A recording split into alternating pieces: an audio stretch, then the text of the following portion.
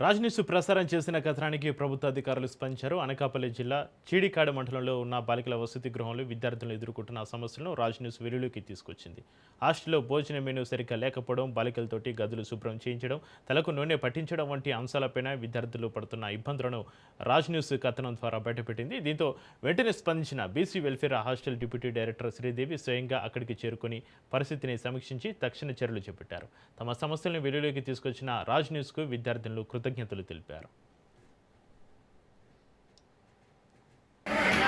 ఇలాంటివి ఎప్పుడైనా జరిగితే అంటే వెంటనే స్పందిస్తామండి. వెంటనే స్పందించి దాని మీద ఇలా జరగకుండా చూసుకుంటాం.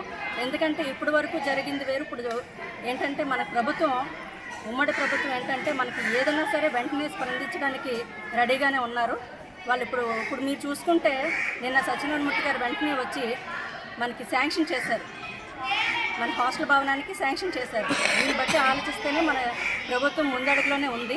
కాబట్టి ఏది కూడా మనం వెంటనే చేయాల్సిన అవసరం లేదు. మేమందరం కూడా రెడీగా ఉన్నామండి. ఎప్పుడు ఏ సమస్య ఉన్నా సరే అందరూ పరిష్కరించడానికి రెడీగానే ఉన్నాం.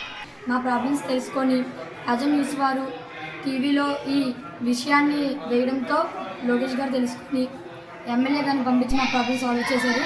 సో రాజన్ న్యూస్ వారికి మాకు స్టాఫ్ మార్చారు, అలాగే వార్డెన్ మార్చారు, పర్మనెంట్ బిల్డింగ్ శాంక్షన్ చేశారు, అలాగే స్కూల్లో ఇది అనేది కూడా ఇచ్చారు. Thank you sir.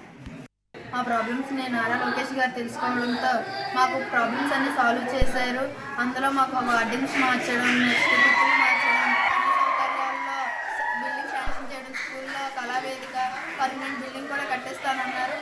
అలాగే బీజేపీ వాళ్ళు కూడా వచ్చి మా ప్రాబ్లమ్స్ అన్నీ చూసి, మా హాస్టల్ చూసి కూడా ఏమైనా ఇంకా మీదట ఏమైనా ప్రాబ్లమ్స్ వస్తే మాకు కాల్ చేయండి అని కొంచెం ధైర్యం కూడా